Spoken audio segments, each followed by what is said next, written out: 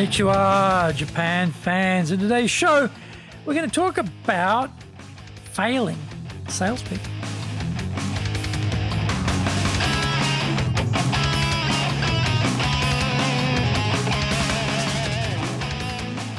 Za eigyo desu. Sore dewa ikimashou. So let's get going. This is the 5th year of the Sales Japan Series podcast, broadcasting around the world from the Beverly Hills of Japan, Minato-ku, here in downtown Tokyo. It is chic central. I'm your host, Dr. Greg Story, your corporate coaching and training guy, committed to your success, the president of Dale Carnegie Training Tokyo, Japan, and the 3-time best-selling author of Japan Sales Mastery, Japan Business Mastery, Japan Presentations Mastery, and now my new book in Japanese, Za Eigyo, is available on Amazon. In this podcast, I want to help you to survive COVID-19. Don't forget to subscribe and share this podcast with your family, friends, and colleagues. We are not being sponsored by Libsyn, but we value your privacy, which is why we have our podcast hosted by Libsyn, who, unlike many other podcast hosts, have a strict policy that does not allow access to your private information by anyone. Here is our daily podcast lineup on iTunes. Mondays, the Cutting Edge Japan Business Show. Tuesdays, the Presentation Japan Series. Every second Tuesday, the Business Tatsujin no Oshie Show.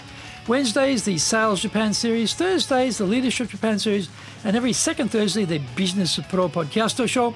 Fridays, the Japan Business Mastery Show. And Saturdays, Japan's top business interviews. Now, this is episode number 295. Today, we're talking about wasting salespeople. Useless salespeople that cannot sell get fired. But are they really useless? Or are their sales managers useless? Or their companies useless? There are some industries which are notorious for the up or out mentality, and recruiting certainly comes to mind. There is a lot of rhetoric floating around about saving mankind or through matching the buyer and seller of services, but the reality inside these companies is brutal. These are corporate meat grinders who have massive churn because the targets are high, the profitability enormous, and the degree of patience miniscule. This modality worked when there were sufficient people to throw into the metal teeth of the machine, but we are running out of bodies here. The number of young Japanese going overseas to study in the US, for example, dropped off from roughly 80,000 per year to 50,000. It crawled back to 60,000 a year when COVID stopped that flow for the last couple of years. The types of stay have also changed away from 4-year full immersion studies to shorter, less comprehensive experiences. For the last 7 years or so, Japanese domestic companies have become competitors to hire these English-speaking, Western culture exposed young people, where once the multinationals had the field to themselves. So if you want to hire an English-speaking salesperson in Japan, brace for impact. The salesperson training system inside Japanese companies is also broken. The OJT, or on-the-job training regime, still exists in name, but the actual content and quality of the coaching has diminished. Bosses are doing their own emails these days, often have their own player-manager targets, and generally are busy. Having the time to coach new salespeople isn't as available as it used to be. Are these companies doing anything about training these salespeople, given their bosses are too preoccupied? Basically, no. The penny hasn't dropped yet that there is a big gap between what the company thinks is happening with salesperson development and what is actually the reality. No boss is going to admit to their own bosses that they are not doing a proper job training the young salespeople. It is a tatemae, or superficial reality festival. Once we realize this is the case, then we need a different thought process about hiring and training salespeople. The good news is that while most companies are in denial, there exists a window of opportunity to pick up their people and hire and train them. Often, young salespeople will wilt under the pressure of numbers expected every month and just leave. If we take in these rejects, then we can give them the tools and skills they need to be successful. Find out more. We come back from the break.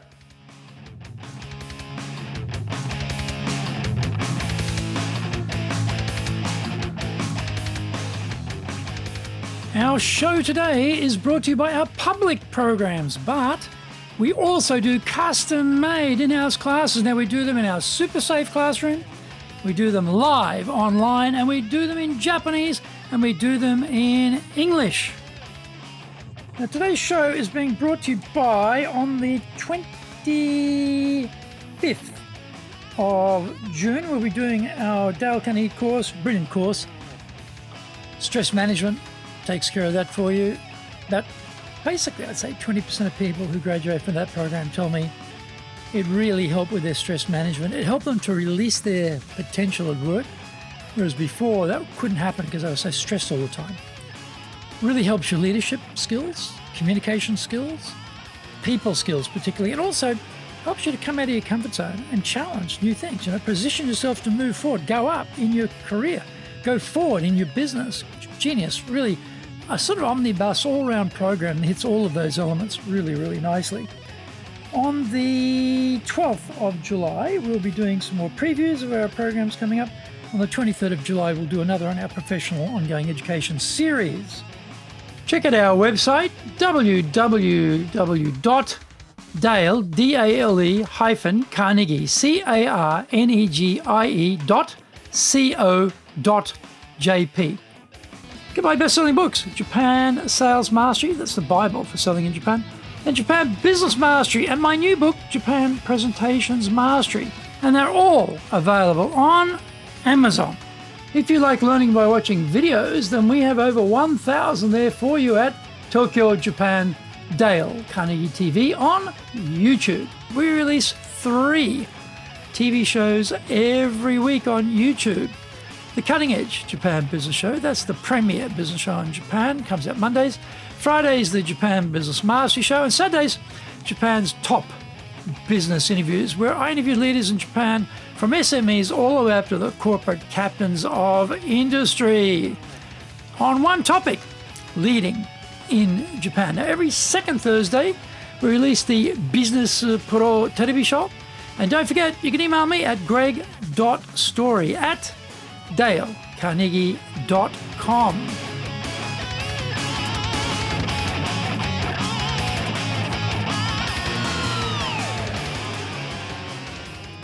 Welcome back. When targets are being set for salespeople, the numbers are often pulled straight out of the ether with no relationship to reality. I have a spreadsheet called Ground Zero, which I consult when setting targets. People join companies at different times, but they all have a day one. I keep their sales records each month since they started and can compare this against their colleagues at the same stage and see how they are faring. I used to use the wet finger in the air technique to gauge the necessary targets for the salespeople, but this new system is a lot more based on science than intuition. When you set realistic targets, the pressure on the salespeople becomes lessened because you're not expecting miracles from them. Combining this target-setting truth with training, and we can start to get somewhere. When they feel they can succeed, they are more positive about the profession and the company. Regular training is the key, though, because even the most grizzled veteran will be accumulating bad habits like barnacles on an oil tanker. We all do it. We take liberties with our clients. We shave processes to save time, and we forget key parts of the sales regimen. Now, if it is just a matter of training, why aren't companies seeking competitive advantage against their rivals and training their people to get the deals, thus reducing the market share of their competitors? After all, sales training is the one form of training where the results immediately improve the revenue results and the payback is super fast. Part of it is the sales managers are worried about their own reputation and position in the company. After all, they are supposed to be training these people, even though they are not, but no one wants to fess up. Sometimes the learning and development people want to do the training themselves to justify their own position and to supposedly save money. Bad training or useless training or mediocre training is the most expensive training on the planet. There is a big opportunity here to rescue salespeople who have been failed by their bosses or companies and turn them into capable staff who can get results. Yes, we are a sales training company, so of course we would say that. You might be thinking, well, it is true.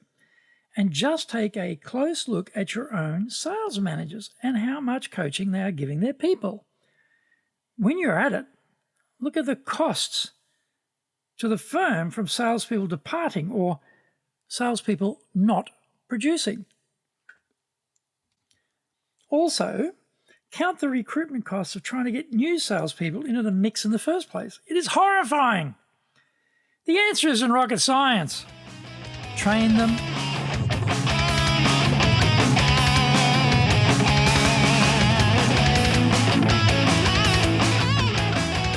Thank you for joining the Sales Japan series. If you found the program useful, please work on your karma and share it with your family, friends, and colleagues. Don't forget to subscribe and share this podcast. Immediately apply what you've learned today. Use it and go out there and survive. Remember, I'm your corporate coaching and training guy in your corner, committed to your success here in Nippon.